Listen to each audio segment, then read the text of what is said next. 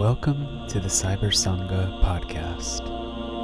CyberSangha is a program of free live broadcasts, launched in 2009 by renowned teacher and author Tenzin Wangyal Rinpoche. Join us as we draw on ancient Tibetan wisdom to discover how to connect with our best self and live to our highest potential.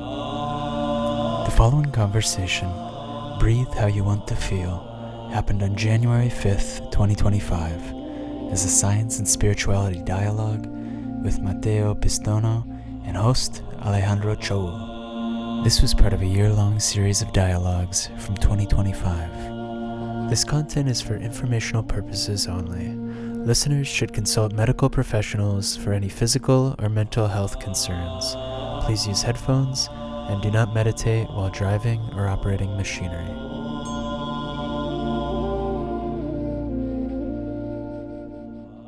Welcome everyone to CyberSangha.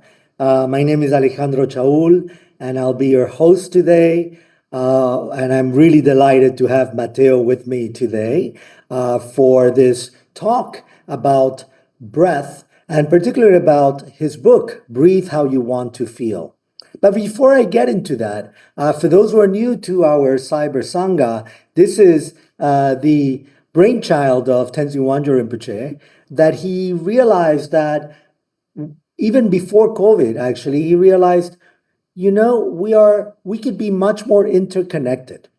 This sense of tendril in Tibetan, interconnectedness, we are interconnected, but actually, we can actually talk and see each other, even if we are in different parts of the world. So he really started using the internet in ways that now become very after COVID, we all use it, but it started before for him. And that's why he called it CyberSangha, community. But actually, there's something new that just happened, which is in this new year, he's announcing a new brand new way of listening to free teachings and guided meditations, these dialogues, and it's called the CyberSangha podcast. And it just launched. So now you can listen to this in a community while you're commuting to work, while you're exercising, or just resting after a long day. And every week at Wednesday at 5 a.m. New York time, a new episode will be released. And so you can follow us in the CyberSangha podcast or on your favorite podcast platform. We'll be at Amazon Music, at Apple Podcasts, Spotify, and YouTube. And so you can learn about that through cybersangha.net. Maybe we can even eventually, Matteo, we can even put it in Hay House. Who knows? Yeah, but, let's do it. So for now, let me introduce Matteo, whom I know for a number of years. We met actually through Hay House, where he works, and I was recording some meditations. And but he has a long history of being in the Tibetan and Tibetan tradition of and yogic tradition, and so breath has become really important for him. He's actually both a writer and a teacher of meditation and conscious breathing, and he started his spiritual journey over 30 years ago while he was living in Nepal and Tibet. And he did his master's degree in Indian philosophy from the University of London. And then he was informed by Buddhism, Vedanta, Hatha Yoga, and extensive periods of solitary meditation and pilgrimage across the sacred Himalayan landscapes. So Matteo offers an engaged approach to these ancient wisdoms, and he has a number of books besides the book that we'll be discussing today, Breathe How You Want to Feel, which the subtitle is Your Breathing Toolkit for Better Health, Restorative Sleep, and Deeper Connection. And as we know, Tenzin Wangyal Rinpoche has been talking about this for a number of years, particularly now, this restorative sleep, so we'll get into that as well. But also Matteo has Meditation, Coming to Know Your Mind, and In the Shadow of the Buddha, One Man's Journey of Spiritual Discovery and Political Danger in Tibet. And before I get into the dialogue too, I want to remind people that one of the things that we do in CyberSangha, besides these dialogues and teachings by Tenzin Wangyal Rinpoche, is the 24-hour meditation during the full moon. So the next one will be on the 13th of January. So it's free and we invite you to join. We start at 10 a.m. New York time, and we go till the next, actually 9:45 a.m. of the next day. And we start in the US, we move it to Finland, we go to Brazil, we go to different parts of the world. So you're welcome to join us. But for now, Matteo, welcome. How are you? Thanks, Alejandro. Yeah, I'm doing well. Feeling very, very refreshed this morning. I jumped in a little bit ago. I was in a super cold ice plunge, and I'd done about an hour of sort of intense breathing before that. So I'm feeling very, very juiced right now. Excellent, excellent, and Happy New Year. Happy New Year to you and to everybody. Yeah, and Happy New Year to everyone. This is our first broadcast from CyberSangha. Um, and I wanted to start with and just mention that the cold plunge, the breathings, this is again, as many of you who are hearing us, this is really what Rinpoche also recommends. And so I'm so glad that Matteo is so much on board. So Matteo, how did you start? I know there was a particular episode in your life that was both traumatic, but at the same time, it was catalytic in bringing you into all this work, if you want to Yeah. share.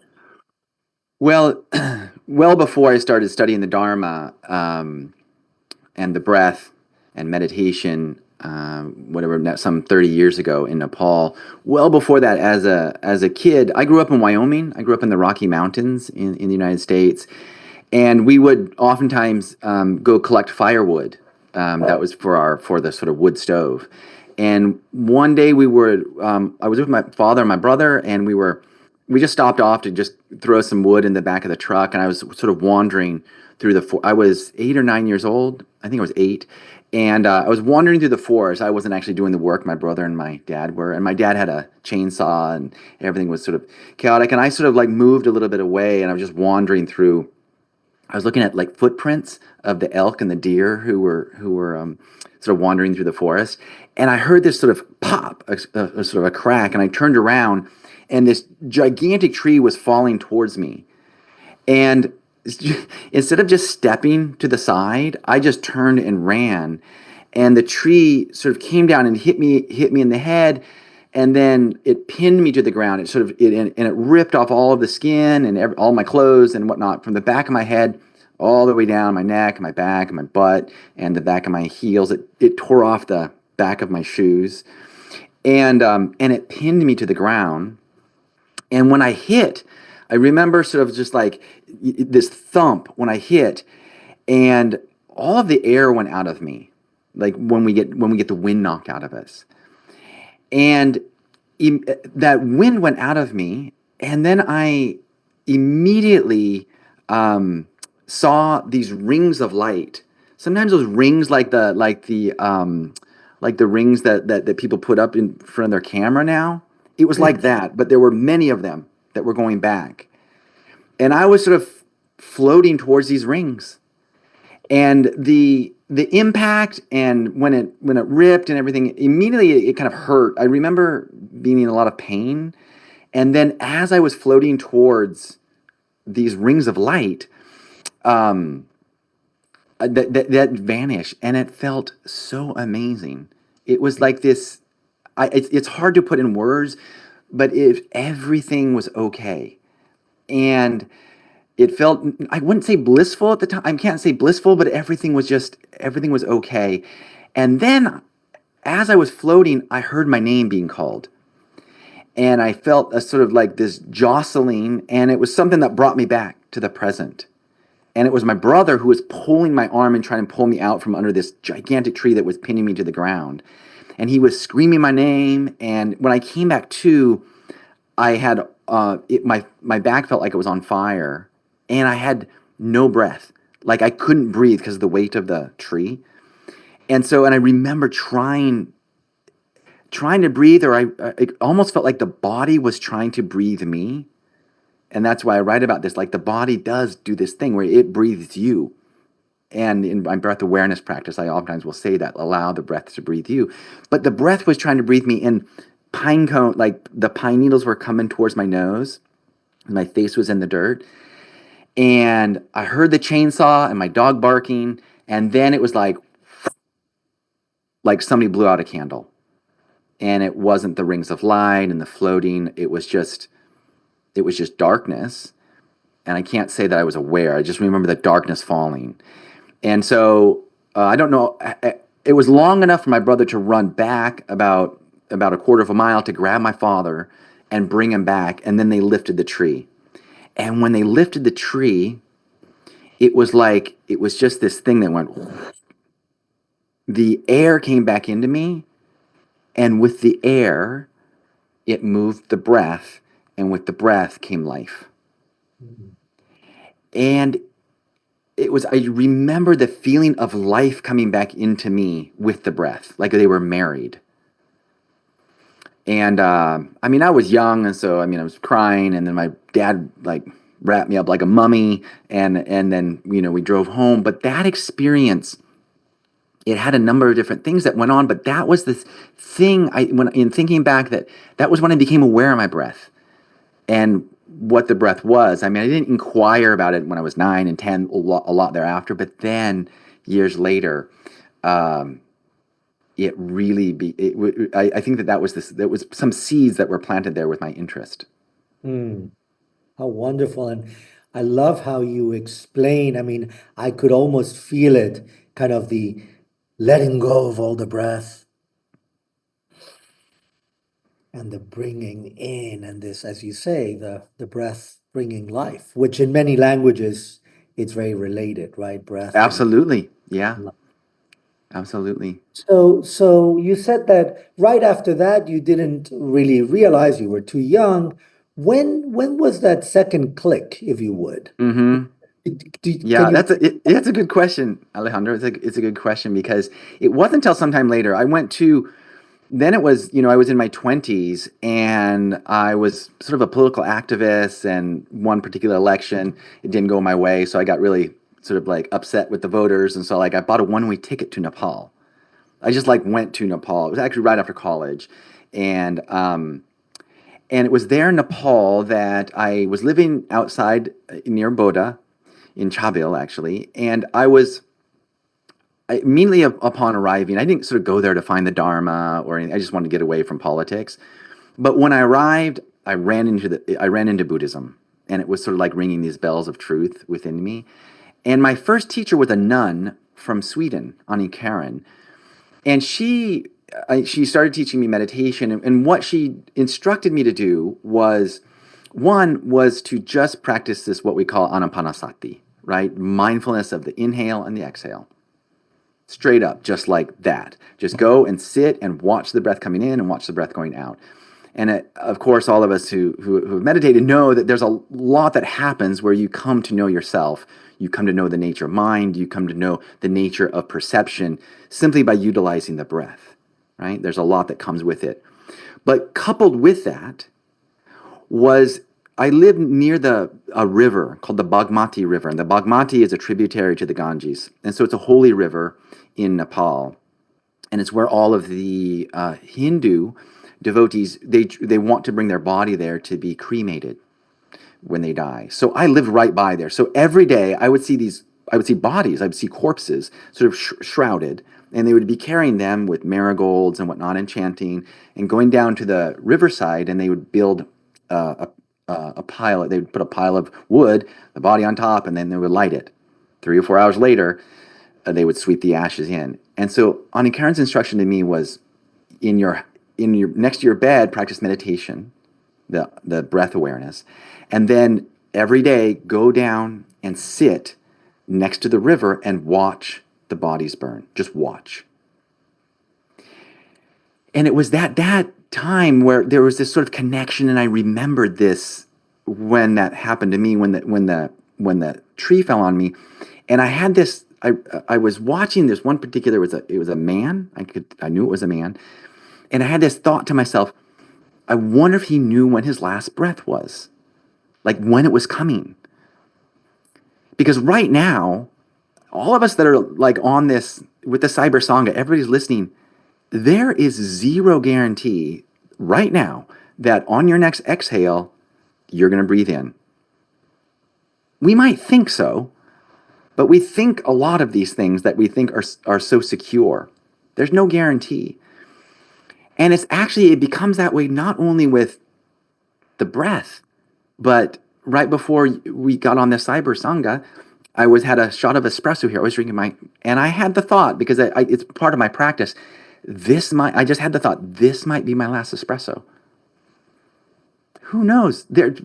We can die a million different ways at any point. Of course, we know that death is certain, but the kicker to that death is certain is that we don't know when. And so that was this connection between the breath and the practice of death awareness that was married at that time, sitting on the riverside.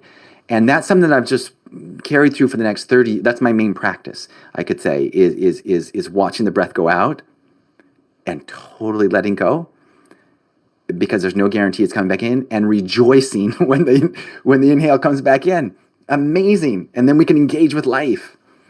So Wonderful. That's why I also always drink good coffee, because if it is the last one, at least it may be a really good one. Well done, Alejandro. Yeah, that's good. That's good. Some of the people in the audience know my love for coffee. But coming back to this, I was wondering, so when I picture you meditating, I guess close to Pashupati now, somewhere. It was in Pashupati, right there. Pashupati. Do you notice that,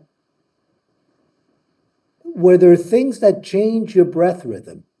Were there certain things that when you were there, and maybe whether it's the smell, which is, I remember when my first time in Pachupottina, or even in Benares, in Varanasi, that this smell of the burn, coming from Argentina, it almost smelled like a barbecue, but it's very different, right? And all the feelings that came. And I don't think I was aware, but I wonder, with your training, were you aware that these things, how did they change the breathing? How did they change rhythm or the depth or any aspect of how you were breathing? Yeah. Again, Alejandro, that is such a good question. Like, nobody's ever asked me that. Because that is exactly the question, we're going to discuss this in a bit, is exactly the foundation, is the first step in Breathe How You Want to Feel. That is to say, that if we're just sitting there and we're just watching our breath, we're sitting on, or if we're just sitting there along the river, and we see something in front of us, that is, there's something that happens. There's stimulation that happens, right? Stimulation either through visual, maybe we hear something, maybe we smell it, maybe we taste it, maybe it's something on our skin. There's something of the five senses, or perhaps it's something that moves through the mind, like an emotion or a feeling. Whatever tickles, whatever moves into our perception, and we have that initial sort of perceiving, and then we react usually straight away. There's usually a reaction straight away. I mean, of course, as meditators, what we're trying to do is find that gap in between and allow phenomena to arise and pass without that sort of engagement, without this sort of opinion-making thing that we do about everything that moves in front of our perception. And if we observe, so at that time, I remember, I didn't write this in the book. I kind of wish I would have, now that you asked this question. That when I would be sitting there, and I wasn't practicing breath awareness when I was sitting by the river. It was more of a contemplation. She just said, just watch. And when there would be like this sort of, there was a lot of sadness, right? You see the family, I think the sadness that I would feel would be from the family members. And that sadness would make my heart beat fast, right? And what's happening here physiologically is I was perceiving something, and it was causing me a felt sense of stress. And so my body was reacting to it, right? And there were also some other sort of like kind of gross things that happen. I mean, death's the dirty business, right? And so the things that you would see, and that too would cause not palpitations, but just my heart would beat. And I remember feeling that. And what that was I was reacting to phenomena. And this is exactly actually what happens in our life, right? We move through the world, and there's all of this stimulation, and then we have our reaction. And I start Breathe How You Want to Feel with this one quote by Viktor Frankl, who wrote, "Between stimulus and reaction, there's a gap. And in that gap is where we find our freedom." And he wrote that while he was in Auschwitz, in a concentration camp. So you can imagine the stimulation that was happening, everything that was stirring, that could possibly stir him. And he was recognizing some agency, that he didn't have to react by his habitual tendencies, to use a Buddhist terminology, right? That he was aware enough, he had this interoceptive awareness to notice that gap, and that gives us agency. And that's the entire premises of Breathe How You Want to Feel, is sort of reclaiming agency from our habitual reactions when we're moving throughout the day. Yeah. No, beautiful. And actually, Viktor Frankl, that comes from Man's Search for Meaning, a beautiful book that actually I use in my classes on death, dying, and the importance of spirituality in medicine. Oh, really? So yeah, I think Frankl, I mean, was in a way ahead of his time. And he didn't put it in the same exact way as you do, but he did have this aspect that I want you to bring this that you were saying. So when you have this breath, there's a moment of being aware, right? You bring the awareness of it, and then you can say, okay, I'm gonna change my breath. I notice something, right? You call it kind of an intervention, right? Yeah. And then with that, you can regulate your system again. So when you are in this situation, or where you are driving to work and you see a dead animal in the road, or you see an accident, or something happens, you may notice this. You're aware of some change, and that is impacting also actually your breathing if you pay attention.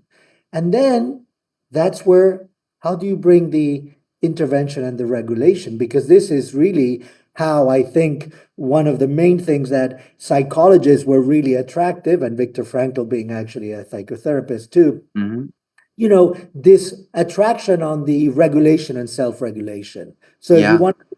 if you want to tell us a little more about this awareness, intervention, regulation, that would be great. Yeah. When we move throughout our day and even evening, and is this sort of stimulation that happens, whether it be things that sort of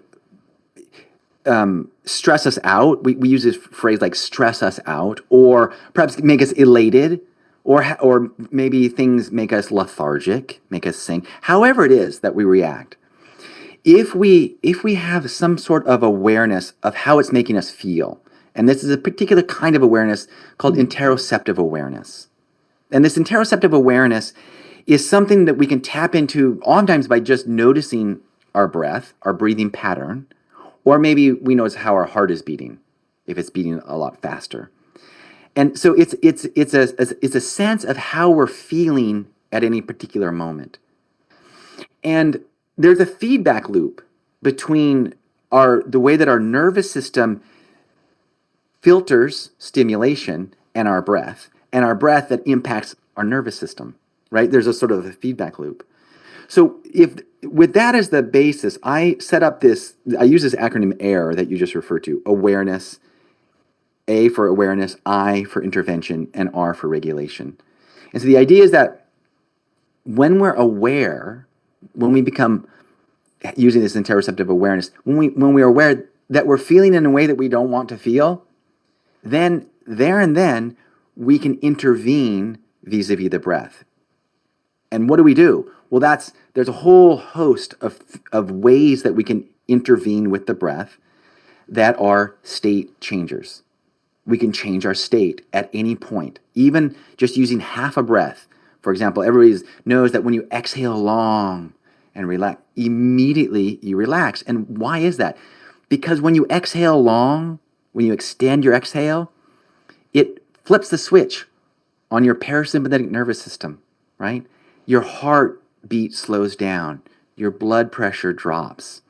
All of these things that are happening physiologically that you might not even be aware of, but we can do that with the breath. And it's the same way that if we want to get energy, we can do the opposite. Because my point with breathe how you want to feel is that I don't want to be calm all the time, right? I want to, this afternoon I'm going to go surfing, for example. And right before I engage with something that requires a bit of attention and requires a little bit more, if you will, blood flow to the limbs, and then I want to actually fire myself up. So right before I go in the water, I'm going to do a 5-minute breathing intervention to fire myself up, both mentally and physically. So we can do these things to downregulate our system. We can do things to upregulate, or even anywhere in between, or to sort of enter flow states, if you will. And I'm not suggesting that we, throughout the day, we're sort of like constantly monitoring our heart beating and our breath, but it's just to say that we have this at our disposal, because if we don't do this, then there's the risk of the way that we feel being dictated by what's happening out here, by what we just scrolled onto, or the thing that we saw in the news, or something that our partner says, or something that our dog does, or the traffic, or whatever the case may be. There's all of this stimulation happening out here. And my proposal is, like, let's have some sort of agency, because all of these stressors, I talk about these being called, I call them stressors.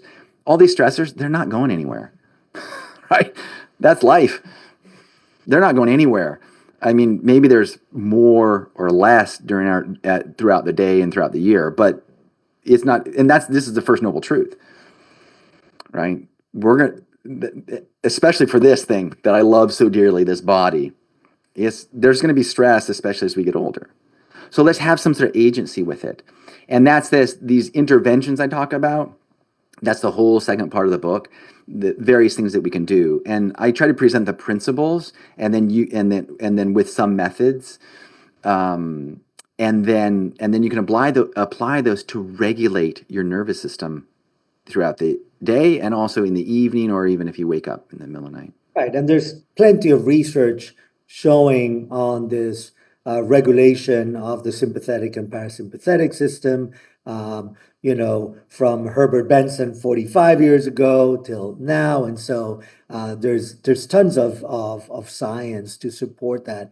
Now, I think there's a book, and you mentioned James Nestor, Breath, that really, I think, caught the attention of a lot of people that were not necessarily practitioners, that suddenly there's like, oh, I can pay more attention to my breathing. And one of the things he said, and I think you mentioned it in chapter 4, is breathe through your nose. And actually, we were talking right before, Milos, our tech. So actually, I want to thank Milos and Polly and everyone who supports CyberSangha. But we were talking, and she was saying, in Europe, when I was young, they were telling us, breathe through your nose.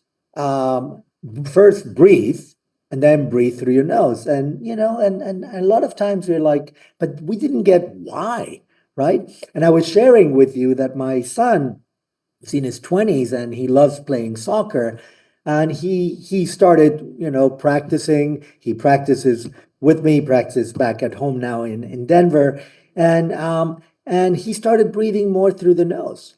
And he was saying that for him, yesterday, for example, he played 2 games back to back, and he said, I was fine. And what changed was breathing through the nose was one of the most significant changes I've made for that. So tell us more about that. Yeah. Yeah, I mean, I wasn't in the evolutionary phase of the design phase of the evolution of our nose and our mouth, but clearly, and science will tell us this, but also our own experience. I like science, but I prefer my own experience to inform this. But we really should be breathing through the mouth as often as we eat through the nose.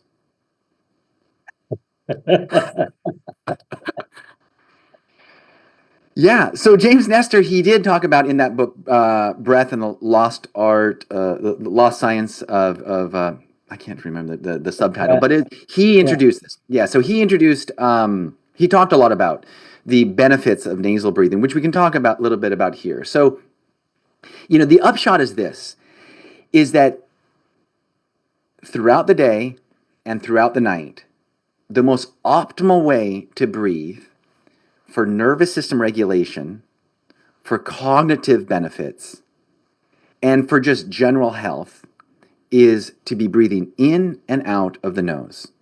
So if there's only one thing you take away from this podcast today, keep it nasal. Keep it nasal.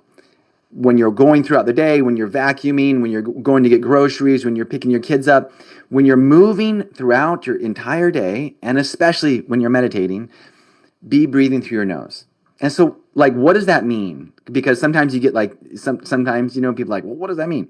It means that you keep your lips closed, your tongue is in the optimal oral posture, where the tip of the tongue is right behind the top front teeth, just relaxed.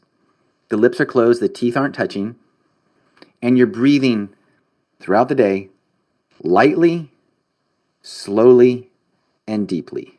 LSD breath through the nose. Okay? So light breathing means you're not moving the hairs inside your nose. Slow breathing is just that. It's slow. You fill up slowly. And the D for the deep breathing or diaphragmatic breathing, that is the sort of belly breathing. So the diaphragm is moving down and the belly's moving out and the ribs move out a little bit as well. So this is the ideal way to breathe, as opposed to breathing with the mouth open. That is where the mouth is just open and you're just taking breaths in and out of your mouth. And we take about 25,000 breaths per day. 25,000. And every one of those breaths affects how we feel. Like if we feel good or not, like that. So if we're breathing through our mouth, the reason I say it's suboptimal is there's enough, and I spent a lot of time in the book talking about this. So let me first talk about what the benefits of the nose and what the downfalls, to use a Buddhist term, of mouth breathing is. The nose essentially air conditions all of the air moving in, right?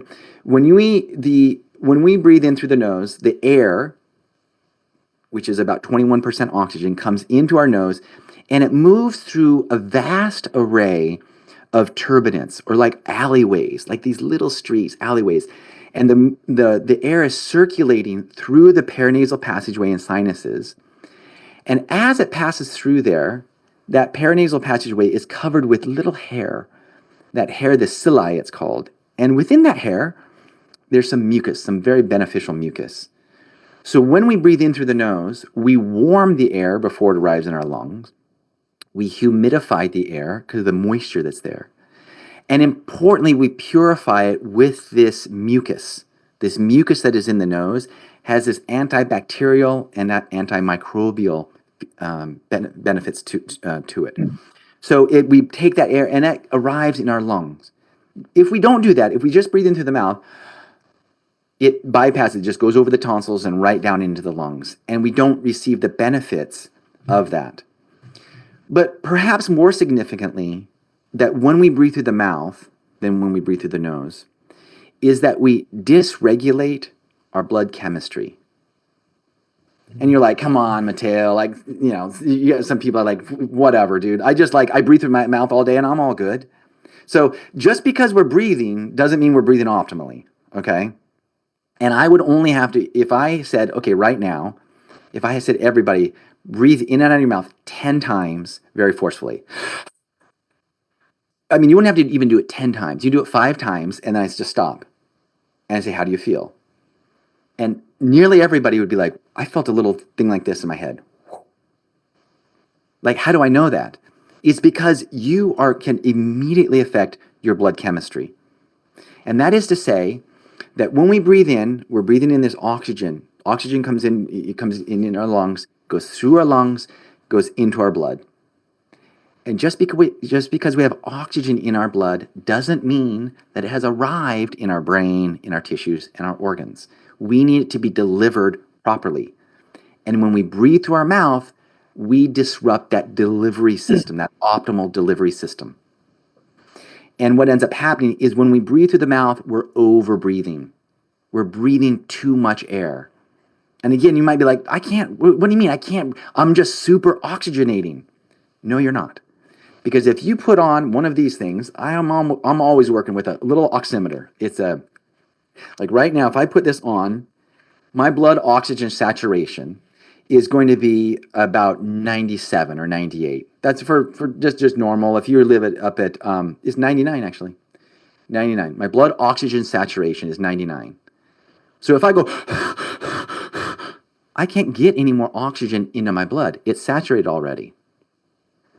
The kicker here is that we need to have that oxygen that's in our blood delivered. And when we breathe with our mouth open, we're disrupting the blood chemistry. We're affecting something called the Bohr effect, which means we're breathing out too much CO2. And when we do that, we don't have the delivery. And that is why when we hyperventilate, if you've ever seen somebody hyperventilate, or if you yourself have hyperventilated, when you breathe, hyperventilating is hyperventilating, too much ventilation.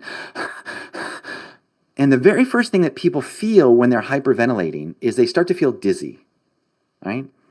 The reason that they're feeling dizzy is because our brain doesn't have, it doesn't pool oxygen. Our brain needs a constant delivery of oxygen vis-a-vis the blood. And when we hyperventilate, we're breathing too much and we are dropping the CO2 levels because we're exhaling all of the CO2. And that CO2 in our blood isn't just a waste gas like we learned in Biology 101 in high school or college. Actually, that CO2 needs to be at an appropriate level. And when we overbreathe, we drop it down. When it's at an appropriate level, it causes the oxygen to jump off the hemoglobin and into our brain and into our tissues.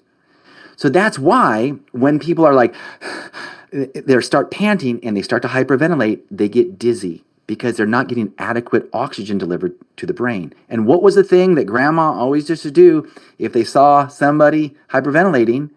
You grab a paper bag. And the reason that works is that the big exhales that you're exhaling, you're breathing back in the CO2. So you are self-regulating your blood chemistry when you do that. So this is all to say, and we're not going to go on for too long with blood chemistry, although I could talk forever about my love for CO2 and nitric oxide in the nose. But when we have our mouth open, we're over-breathing, and that's why things like brain fog arises. That's why when we wake up after we've been sleeping, we don't feel rested, right? We feel lethargy. We feel a sinking. When we go to meditate, we're always falling asleep. We aren't getting enough fuel that's actually within us. The oxygen is within it is not being delivered.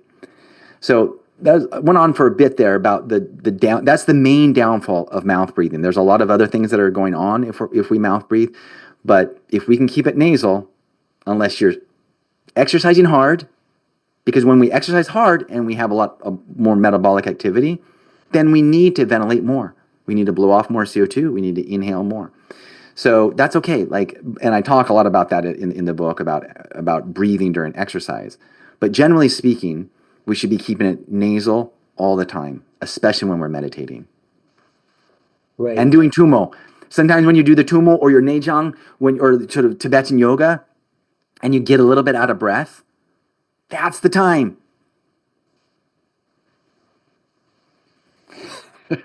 Yeah, exactly. Yeah, and that's why it's interesting when I teach Tibetan yoga and people that are doing more hatha or other kinds of yoga that are used to breathing out through the mouth. They're like, why are you doing it all through the nose, right? And of course, there's the subtle channels and all that. But what do you think of? I mean, so sometimes we think of nasal breathing just in and out through the nose, mouth breathing in and out through the mouth. But what about breathing in through the nose, breathing out through the mouth? Where does that come in for you? Yeah. So I'm not like I'm not a sort of a guy that says breathe, like you have to breathe through your nose all the time and mouth breathing, no. Like this isn't how we evolved. And so I would say this, that there's just consequences when we breathe with the different pathways, right? So if we think about this, if we think about nasal only, in through the nose and out through the nose, then we have the option of in through the nose and out through the mouth. We have the option of mouth only, or we have the option of in through the mouth and out through the nose. And those all have different effects on our physiology, right? One of the things that happens when we're breathing, anytime that we're breathing through the mouth, if our activity doesn't require it, that is to say, if we're not like hiking up a steep hill or on our bicycle, or carrying really heavy groceries up 6 flights of stairs if you live in New York City or something like this, where you become breathless, where you pant, where you need to pant. When you need to do that, there's things that can be done, right? The first thing you can do is that you can slow down and not put as much energy into output, and then you won't need to pant. But when we breathe out through the mouth, a number of things are happening. And you can guarantee that when you breathe out through the mouth, chronically or regularly, you're going to become a lot more dehydrated. Right? And this isn't like too difficult to understand, because the mouth is more than twice the size of your two nostrils, right? So we're just having a smaller hole. But more importantly, Alejandro, is that when we breathe in and out of the nose, especially the inhale, I would say, is that you are, because of the smaller holes that air has to be pulled through, there is more diaphragmatic engagement. That is to say that the diaphragm has to work a little bit harder to pull the air in, because it's a sort of a reverse suction. When we breathe in, our diaphragm, if you want to put your fingers on your sternum and then run your fingers underneath your ribs, and you can even grab your ribs like this underneath your ribs, this is your diaphragm. Your diaphragm is connected right there to your ribs. And if you follow around to the floating ribs, and then if you can, you might have to do it with your thumbs. If you follow your ribs all the way around to your vertebrae, that is where your diaphragm is connected. Your diaphragm connects to the sternum, all the way around the rib basket, and all the way to the vertebrae. And when we breathe in, that diaphragm, when we inhale, it descends. It's contracting is what it's doing. It's going down. And as it moves down, that is the reason that the belly moves outward, because it's pushing on the intestines, and it appears as though the breath is going into the belly, right? We say it belly breathing. Of course, no air goes into the belly, but it's just because the diaphragm is moving down if we're breathing optimally. That is to say that the diaphragm goes down like this, the belly goes out, and the ribs expand as the lungs fill with air. There's this elasticity that happens in the intercostal muscles. Those are the muscles that are in between the ribs. There's this movement that goes out. So, and this process, this rhythmic process of the breath, of the diaphragm moving down and coming back up, massages our internal organs.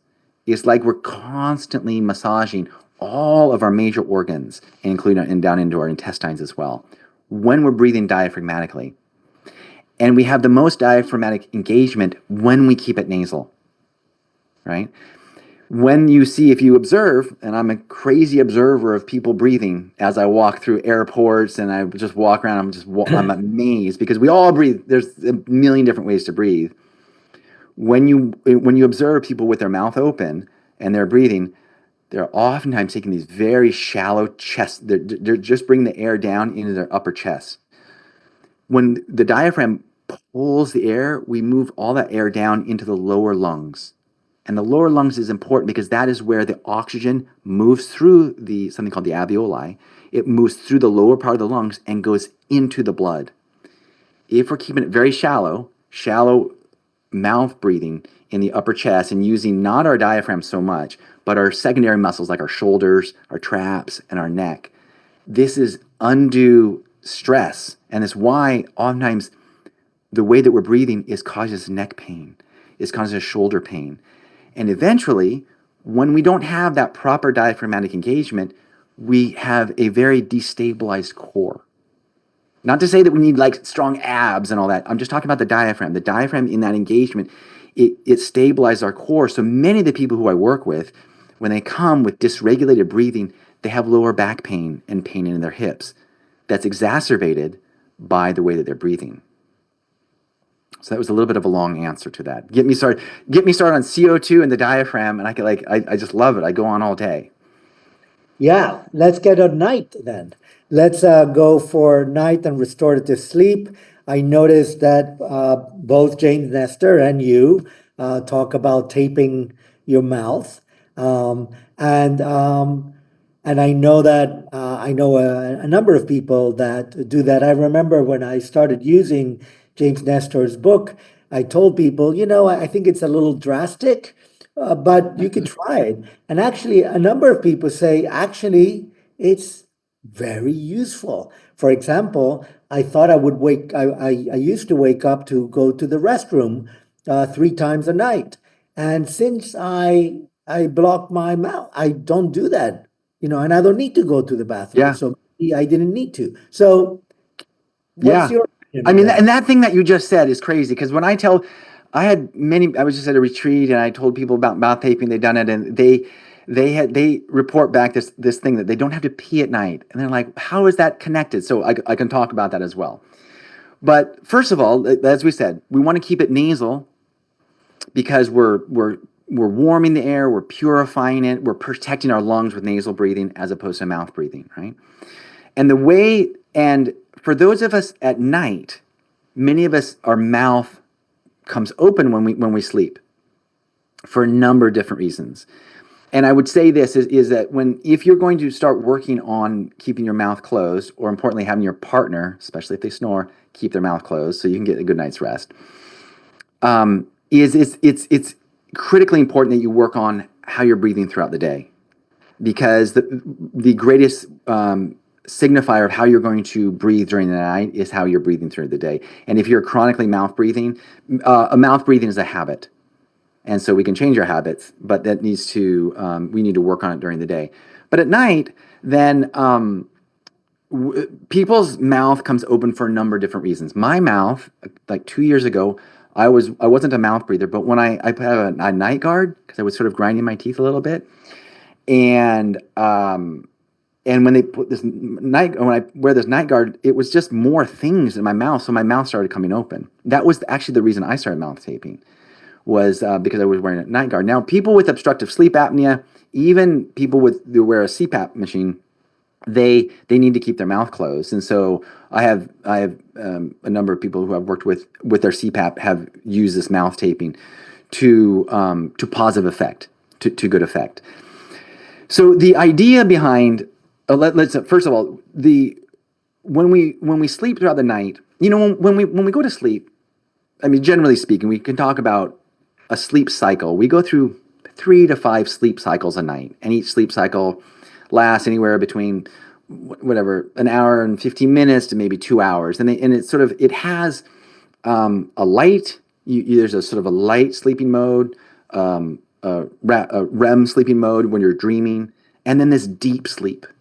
And this deep sleep mode, moving through these 3, and when you arrive in the deep sleep, is critically important. This is where a lot of this sort of memory consolidation is happening. It's where our hard drive is cleaning up.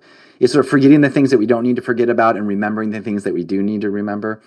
And this sort of the long-term cognitive benefits are coming in this sort of deep sleep. But significantly, when we are in that deep sleep, we also create a hormone. And that hormone is a diuretic. And so when we're in that deep sleep, it helps us metabolize, it helps us decrease the amount of water in our system. And that is the reason that when you arrive in deep sleep, then you said you don't have to pee anymore because you're spending longer periods of time in deep sleep.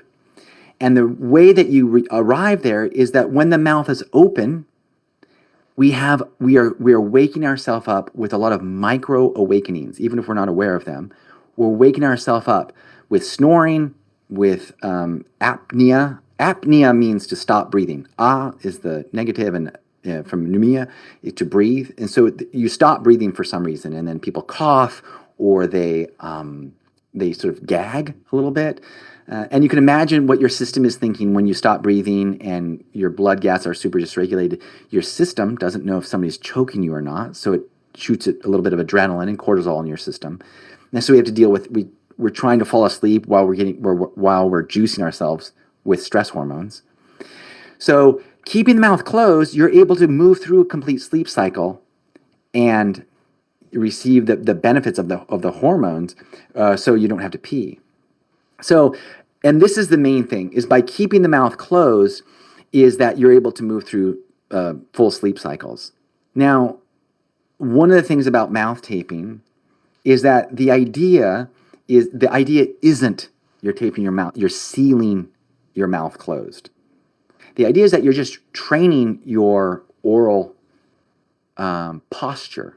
You're training your lips, your teeth, and your jaw, and importantly, your tongue, the correct position to sleep in. And so the idea here is that the tongue goes to the roof of the mouth. And the reason is, like right now, if you put the tongue to the roof of your mouth, Ali, and put your tongue to the roof of your mouth and breathe in and out of your nose. Everybody can do this. And then without moving anything except your lips, open your mouth, open your lips, and try to breathe in. You can't do it. You're blocking yourself. And this is a good thing. The idea is that when the tongue is on the roof of the mouth, so even if your lips go open, the tongue is there and it blocks the airway. So you're still going to be breathing in and out of your nose, right? What happens when the mouth goes open like this, the tongue usually follows and it sags to the bottom and then sags backwards. And that is one of the reasons that snoring comes about. This tongue goes to the back of the throat, and then you're breathing in through your mouth and you're pulling the air over the tongue, and that's why that sound goes, right? So if the tongue isn't in that position and you're breathing through your nose, it opens up the airways to the optimal degree, the airways coming in through the nose. The other thing that happens with the tongue on the roof of the mouth, and I would also remind people that throughout the day as you're breathing through your nose, keep your tongue on the roof of their mouth, is that this stimulate the principal nerve of the parasympathetic nervous system is the vagus nerve. And so it's sort of at the base of the brain, and it comes through the ears, over the upper palate, and then moves all the way down to below the belly. And it's like a jellyfish. It has all of these tentacles that move throughout the entire body. It's the largest nerve of the body. And about 80% of the information is coming from the body in the vagus nerve and goes up to the brain, telling him everything's cool here, or actually it's not. We need to freak out a little bit. So you get this. So we can stimulate the vagus nerve. That is to say that we can tell our body that it's all safe. And one way to stimulate the vagus nerve is putting the tongue on the roof of the mouth, because you're touching the upper palate. It stimulates that. And there's other ways: singing, gargling, oming, humming, these type of things. You can affect the vagus nerve. So if our tongue is in the correct oral posture while we're sleeping, it's telling the body it's safe to let go, move into this rest and digest mode and recuperate. So I love this differentiation that you're making, which is not about taping the mouth, but it's putting everything in the right posture. So and I think ideally, on that point, Ali, sorry to interrupt you, it's used for training. The idea isn't that you tape your mouth for the rest of your life. It's just to train. It's just to train to breathe properly. And if you can sleep on your side, it's more ideal, because when you go on your back, gravity takes over and it pulls the tongue backwards, and that's tough. Yeah, I actually have some tape that I usually am a nose breather, but I notice that sometimes I wake up and I realized, oh, my mouth. So I just tape it for that, a few hours. But what I wanted to ask you, and I know a lot of people, particularly with COVID, have had continuous problems in breathing. And one of the things that I see in the market is all these nose straps. I don't know how, breathing straps. And actually, I've used them where they kind of pull up here and they open and they help you regulate your breathing. What do you think about those? Yeah. So let's talk about those. And I want to mention one thing about the tape is don't use duct tape or electrician's tape or whatever you have in your hardware drawer. You can just go to the local pharmacy and get just paper tape, medical paper tape. And when you use it, I give a whole thing in the book about it, but you're almost like I just use like a postage, a little bit bigger than a postage stamp, and put it over the middle portion of my lips here. Some people will do a cross, and there's other things in the marketplace that push the lips closed rather than taping it like this. So if you're interested, just check it out. There's people are talking about it these days, but don't use duct tape. So the other thing, so the question that you bring up about a sort of nasal dilator, dilate is to open, right? And so there are these strips. You've seen sports people. I think Ronaldo even wears one over here. I remember seeing him. That it sort of pulls this way and it opens up the passageway here. There's also ones that you can put in your nose that open up your nostrils, that make your nostrils bigger. So we're working with the anatomy here of the nose. And we all have different nose, and some of us have a deviated septum, some of us have other challenges. Some of us has a chronic sinusitis where there's just constantly inflammation in those turbinates. And so the idea of like, Matteo, you're telling me to breathe through my nose all the time. My nose is stuffed up all the time. So, or like I said, if there's a serious deviated septum where it's a compromised passageway. So just say those things work. The nasal dilators, especially for people who have some sort of compromise. I mean, I've noticed it immediately. It was just for me. I don't have that. My Italian nose is such that I don't have this sort of deviated septum, and so it was almost too much. I felt too much air coming in. But it was fun in a way. But for people who have these compromise, I definitely recommend those. I have recommended those. Great. Yeah. I have a question from the audience that I wanted to share. Let's see, there's two actually now. So one is about breathing during meditation. And this is from Deborah. And she says, for decades and recently as last week, I've heard various Tibetan masters teach breathing with the mouth slightly open when meditating. I'm curious about how that squares with the advice of Matteo's book about breathing with the mouth closed while meditating. The former seems to be a mind calming instruction and the latter more physiologically based. So they make sense for different reasons. Can you please clarify? Yeah, I thank you, Deborah. I think it's a great, because sounds like Deborah's a Dzogchen yogini of some sort. Especially in the Dzogchen tradition, there is this, you'll see like the classic Longchenpa, where he's sitting and the mouth is slightly parted, right? So, I'll approach it like this. When it comes to meditation, let me say this first of all too, because we have a bunch of meditators on, is that this whole idea of awareness, intervention, and regulation can be applied to your meditation session.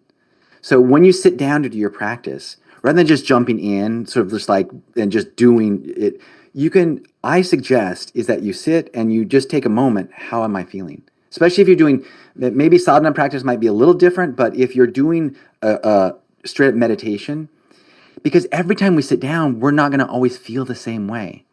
Some days we're going to sit down and we're going to be stressed out because of something that happened in our life. Other times we're going to sit down and we're going to feel lethargic.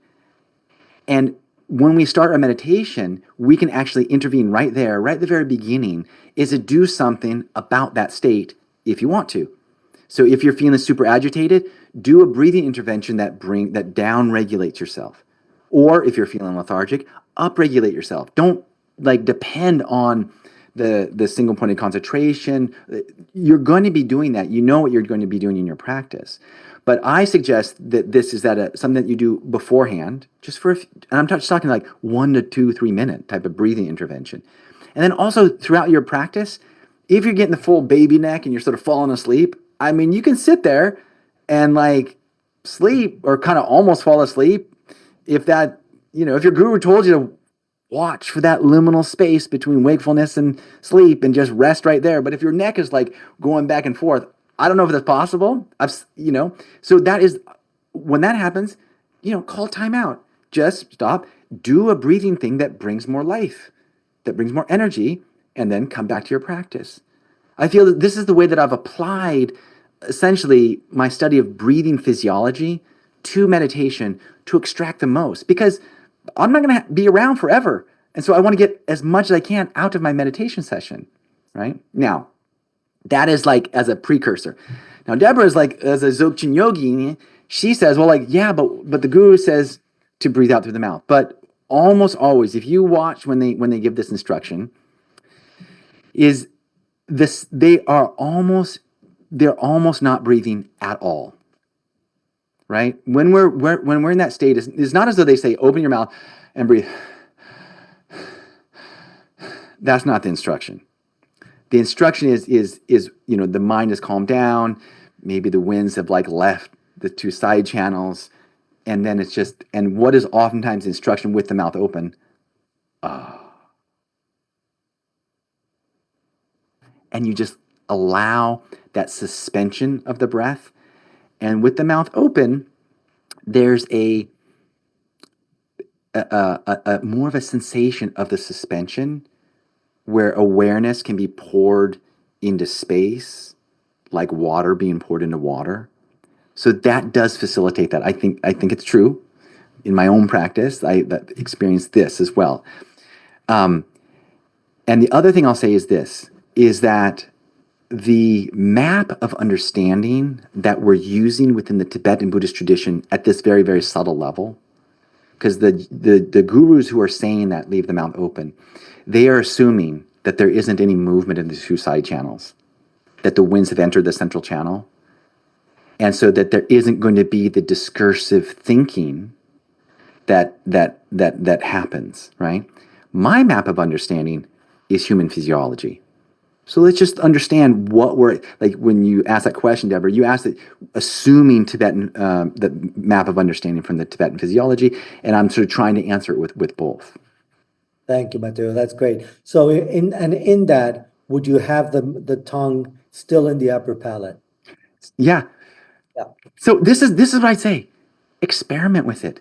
This is a playground of the mind, because if we have the sensitivity and the mindfulness to be able to really notice, give it a go. Put it up on the top and see if that feels better. My initial instruction from Ani Karen back in the day was to put the tongue on the roof of the mouth. And the reason for this is funny. The reason for this was because when we sit for long periods of time, the saliva naturally flows down, so you don't have to swallow. Because she would say, don't move. And so I'd swallow, and she said, I told you not to move. I mean, she was like kind of hardcore. So I was like, okay. So she says, put the tongue on the roof of the mouth. And I remember saying something like, well, that's a little distracting. And she says, what hope are you going to have at the time of death if that's distracting? Like, get over it. She was kind of like fierce like that. So in any case, I put my tongue on the roof of the mouth because of the saliva moves just back, and you just never have to swallow. Right. And there's also the energetic reason of the union of sun and moon and other aspects as well. Yeah. By the way, we have a lot of people also saying that they're enjoying, Krista, Inez, Marina, so thank you. I have another question coming up from Polly, and says, my husband recently had a severe panic attack and he felt like he couldn't breathe. He called the paramedics, who checked him out and said he was okay, that it was just a panic attack. They said if it happens again, in the worst case, he might pass out and would start breathing normally as a result. Yeah. They said if this happened again, he could try breathing in and out of a small paper bag, which is something you mentioned. Do you have any better advice than this? Yeah.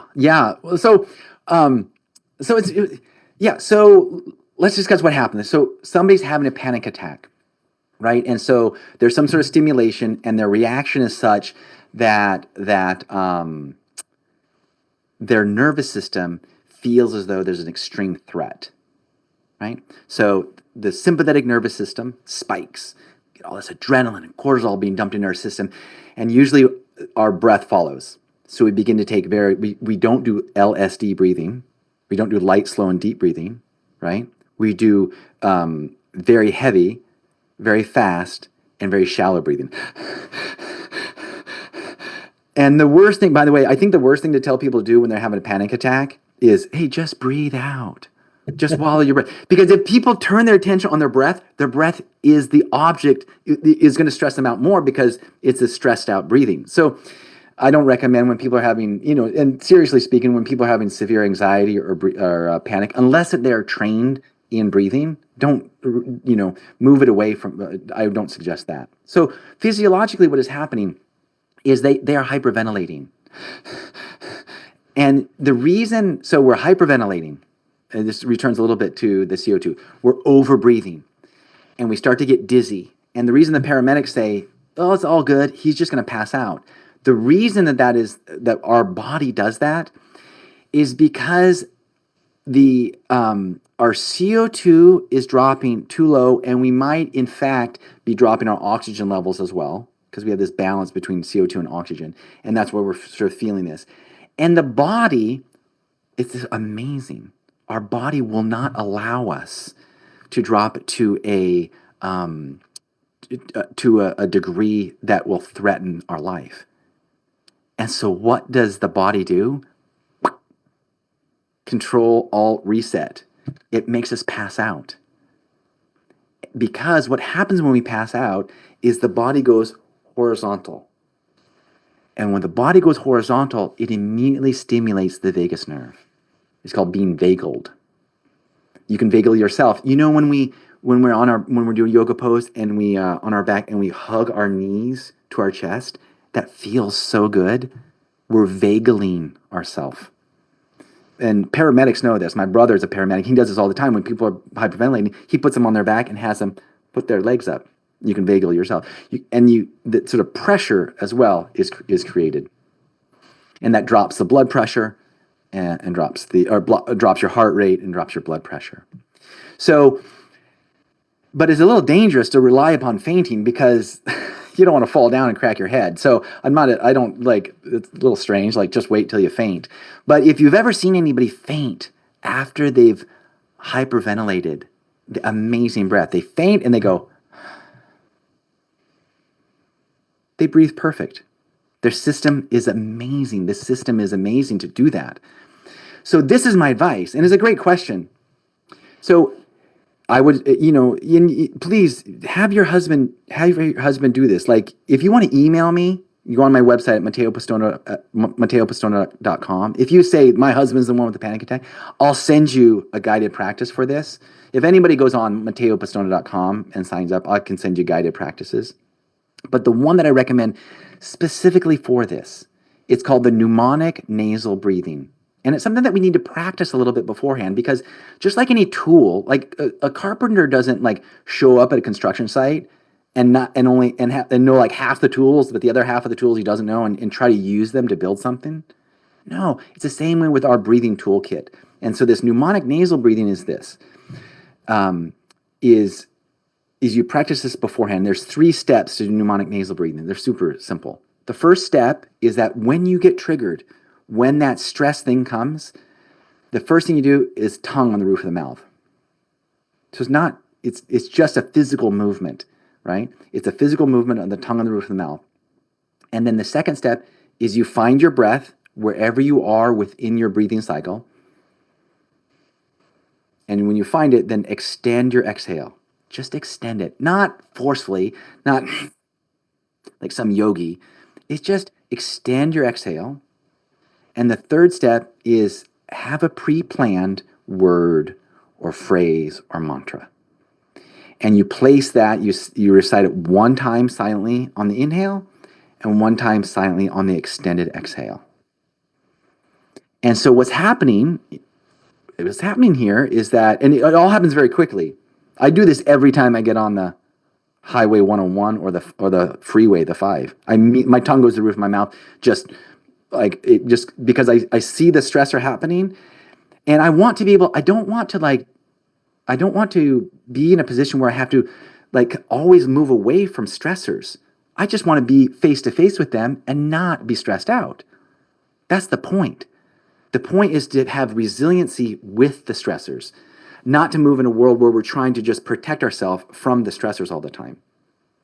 So that's what this is doing, is the tongue on the roof of the mouth stimulates the parasympathetic nervous system, essentially telling yourself, don't freak out too much right now. You find your extended exhale, and as we know, the extended exhale calms us down, right? It allows us to have a wider field of perception, because when the sympathetic nervous system happens, we get very, very, very, very focused. And we want to be able to do that if we're running away from a grizzly bear, or if we're fighting an opponent. We want to have honed vision. But here, but that causes stress in the system. So here, tongue on the roof of the mouth, extend your exhale. You have this sort of almost panoramic vision. And you can apply this directly to our meditation practice too, by the way. We have this panoramic style vision. And then we know the power of words. We know the power of stories that we tell ourselves, or the power of mantra, the power of positive affirmation, however you want to understand that. The way that I, jokingly, but it's actually true, is the part of your brain that is reciting, doing recitation, or counting as well, is the same part of the brain that ruminates. So we're skillfully distracting ourselves from ourselves. Mnemonic nose breathing. Wonderful. Thank you. And I hope people were doing it while you were explaining it. And for those in the audience, this is also, in terms of the sounds, what we do with Rinpoche when always we have the Aum Hum, right? The Aum. So I invite you to keep on doing that. And in fact, the next full moon will continue with that practice as well. I actually happen to lead the first part on the 13th. Hopefully you join us. Matteo, this has been fantastic. Thank you so much. And thank you the whole team, Milos, Poli, everyone, and everyone who joined. Hopefully you enjoyed it, and it stays recorded. So if you want to hear it, see it again, or you want to share it with someone, please do. Matteo, again, thank you so much. Alejandro, yeah, thank you so much. Thank you so much. And let me just say this, so we spent an hour here together, hour and 15 minutes, and there was a lot of energy, of concentration and talking and focus. And so we can just gather up all that energy, and then we can just dedicate it towards the fulfillment of Tenzin Wangyal Rinpoche's aspirations and all of our aspirations. Yeah. Thank you so much. Thank you, Matteo. Beautifully. All right. Thank you so much. Yeah, be well. Good to see you. Be well, and thank you, everyone. Thank you for listening to the CyberSangha podcast. If you'd like to learn more about CyberSangha, visit us online at cybersangha.net.